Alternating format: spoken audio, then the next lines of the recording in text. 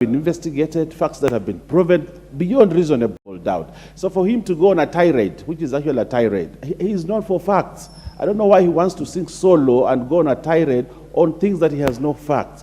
Be who you are, Honorable Mbadi. You're a man that looks at facts.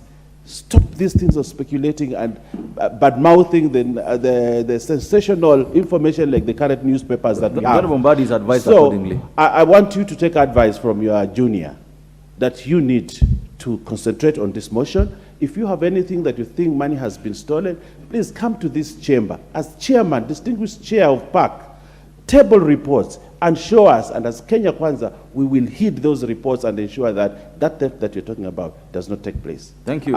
Take my advice. Thank you. Thank you.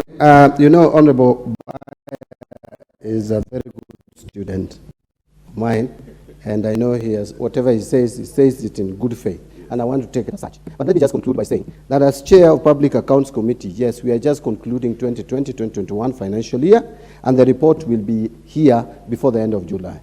And we are going to start on 21-22 and conclude by October latest, so that we will not have any financial year pending. But again, Mr. Speaker, we cannot stop talking about emerging issues, because the Public Accounts Committee is both a post-mortem audit committee.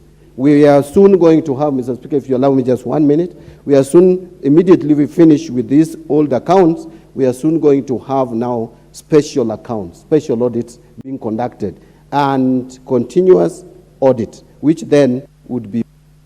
Thank you, Mr. Speaker, and I support. Thank you so much. I just need to advise us that, you know, we make very good combinations in our contributions. I wish we could follow this with the proper laws and